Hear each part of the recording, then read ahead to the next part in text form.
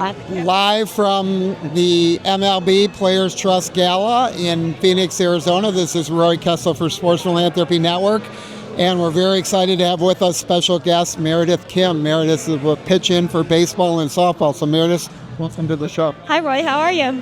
We're excited to learn more about the program and have you share some of the amazing success that you've had. So tell us how and why you got started with this. Well, the how is actually, I was home after I had my second child trying to figure out what I wanted to do in my life, right? And this opportunity for this job was right down the street for me. I played softball growing up. I love baseball, and I believe in the power of the game on kids. And so it felt like a really great way to pair my fundraising experience with my love and my passion. Well, and what's always interesting to me is the people who've had careers and success long before they get involved with the nonprofit sector and the philanthropy world. It's interesting to see how they decide where they're going to create that impact. So you said you loved baseball and softball. So what attracted you particularly to this organization? Well, to this organization. So I was actually born in South Korea, and I was adopted when I was 3, and I grew up in Central New York. So for me, the game actually was a way for me to make new friends and to get accustomed to a new culture and a new family. And really, it then really stayed in my life for my entire childhood. And when I graduated from college, I decided to have a career in fundraising. And then I love it. I love helping people, but I felt like something was missing. And so when I saw this opportunity for pitching for baseball and softball, it just made so much sense. I am able to give the joy of the game to kids who otherwise would be able to afford it or access it, just because of we provide equipment. It's such an easy hurdle to get out of the way and to help kids with, and we're able to do that. And I know it sounds kind of cheesy and idealistic, but it really is. It's like a marriage of my skills in fundraising and my passion for the game.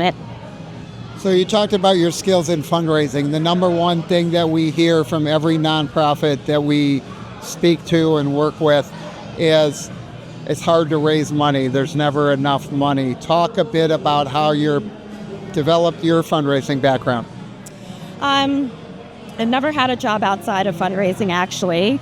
So even in college, I was raising money for Colgate University and Dickinson College, interning there. And for me, it's about how if you're connected to the mission, it's just like it's a sales job, really. Fundraising is a sales job, but I'm selling a mission. And so once you put that into perspective, it's easy to ask people for money because I am thinking about the end benefit, and the end benefit is kids. And the kids can actually, like I said, equipment is a solvable problem, and to be able to remove that and give kids the gift of being able to play, and to give parents just a little relief to know that someone's there to help them out. I mean, I know. But with fundraising, once you are able to sell that and you feel it, people connect with you. I think one of the things that you've done that's impressive, right, is bringing that fundraising expertise to the table. Most organizations start with people who have a passion for the sport, but they have no experience in the business world. They don't have experience in the nonprofit world. They almost definitely don't have experience fundraising. And so being able to merge those is such an important opportunity. And you talked about, it's not about raising dollars for the sake of having a pile of dollars sitting there, right?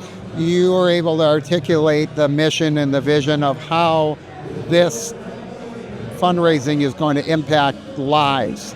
So talk about how you are able to share that, because that's a special skill. A lot of people have a passion for the work that they're doing, but that doesn't translate into an ability to sit in front of a donor or a sponsor and raise those dollars.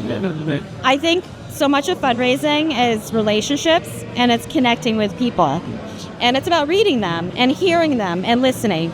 So when I'm meeting with prospective partners or funders or donors, I want to know what drives them, what motivates them, what connects them to the game. And I can hear this, and I take that in, and then I can customize my response to them and my pitch to them based on what our programming is, what our opportunities are, and how their interest pairs with that. And I really think for any fundraiser, that is the key. You're pairing a donor, partner, funder's interest with what you do. And the best that you can do that, you're going to have an increased success rate. And so for us, when I first joined the organization 12 years ago, we were not doing an annual campaign. We weren't asking people for money. And our model was really that it was 75% of used equipment that we were distributing. And that's the core of our mission. And we were doing great, and we were changing lives, and I love that. But when we really had a model shift in 2015, and we went from doing just basically all used equipment to doing more, thinking about who are the stakeholders, who are the people who care about the growth of the game. So you have Major League Baseball, you have Little League International, you have all the clubs, you have manufacturers, you have the Players Trust, right? All these people who love the game, either have stake in the game or really, really would benefit from the growth of the game, right? And then we have these kids who need the support. So we're really the connector between the two. We're able to hear what our partners want, and what they want is to have a groundswell of love of the game. And how do you do that? You create that by supporting children. Children who are playing at 5 are going to be lifelong fans of the game. They're going to be your future ticket buyers, but they're also going to be buying merchandise. They're going to be buying gloves and equipment, if they're in a position to do that. And so really being able to foster that at an earlier age and giving them greater access to a new experience really is in their best interest. So our model changed in 2015 when we added our first club partner with the Dodgers, and it really has grown since. And it changed a little bit again, I think I was telling you last night, over the pandemic. It just changes the way that people think about collaboration and partnership. So that was a silver lining to the pandemic. And so, I'm sorry I babbled. No, I think it's really instructive, because I think one of the things that's really hard to explain and articulate is how difficult it is to get a nonprofit organization in front of a major league club and to get their support. So talk about how you built those relationships, because that doesn't happen overnight. It doesn't happen the first time you reach out and approach the team. It's about trust and delivering on your promises. It's not over-promising and under-delivering, right? It's about making sure that you're setting expectations and goals that are achievable and that are shared, so that after that first pilot year, you can say, wow, that really met what we were trying to achieve. What can we tweak? What can we improve on? What do we want to do? Do we want to move the finish line? Do we want a bigger goal? And so that first pilot year is so important. You really want to make sure you're setting clear expectations so there's no disappointment. Because I find if you don't create structure to those partnerships, someone is going to feel like they didn't get what they wanted. Well, and I think you used the word trust, right? And no pun intended, so we're sitting here at the Players Trust Gala, but I think one of the things that's really important is that goes a long way, because in this environment of nonprofits and philanthropy and support, it's really important for people to understand what you're doing and then to really trust that you're going to deliver what you're talking about. One of the best fundraising trainers I had always talked about what the eyes don't see, the heart won't feel, right? So seeing what happens with these kids that you're delivering to, how do you get your stakeholders out there to see that? Well, every group that receives equipment from us, we have several programs. We have a general grants program, which is a combination of new and used equipment that we collect from the community. We have targeted programming, which is what a reference with the MLB and Little League and the clubs, disaster relief, and school-based programs. But all of them, what they share is they have to tell us the impact of the donation.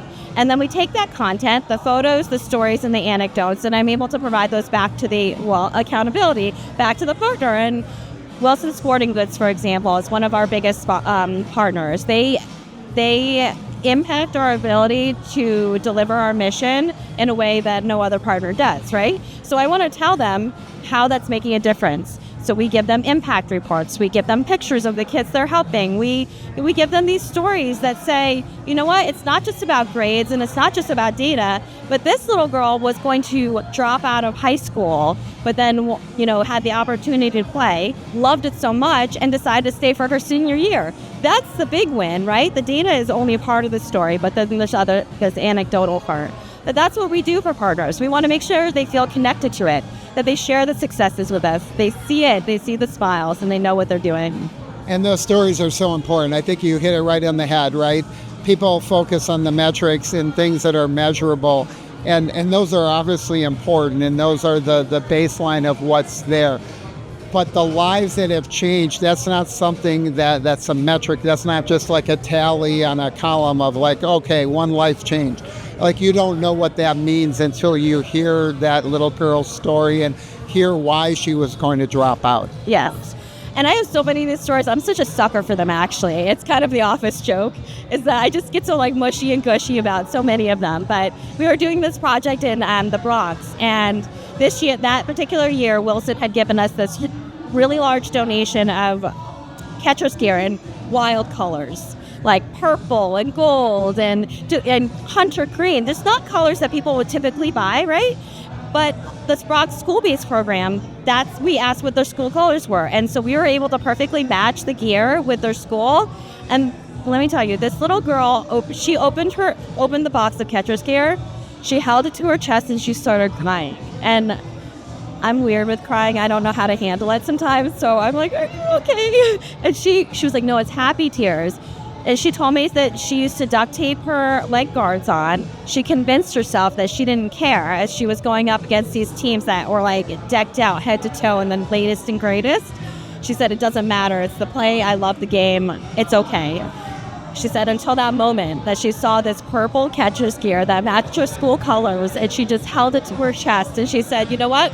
I don't have to be embarrassed anymore. And that means a lot. I didn't know how much that meant. And so these are the intangibles. So there's the numbers. So we collect the data and we're able to report that. But then we give them these mushy-gushy feelings, which is what connects them to it, right? But it's really both of those, and you've done an amazing job weaving those together. I know you selected here. You put up your card on our wall of philanthropy, so tell us why that was what you selected. Because I love this game and I believe in its power to change lives and bring joy. And it's true. It did it for me, and it will do it for a lot of other kids. Well, Meredith, congratulations. You've done an amazing job. We really appreciate everything that you're doing. How can our organization and our viewers and listeners support your efforts and follow your work? Well, they can follow us on Instagram and Facebook and all these social media things I don't really understand. But we're also celebrating our 20th anniversary this year, and we're having a big gala. So we're trying to raise as much money as possible so that we can continue to respond to the needs effectively. So that's us.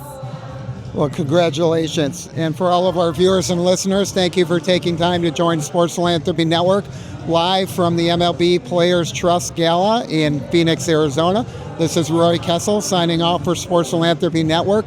Please remember to live generously.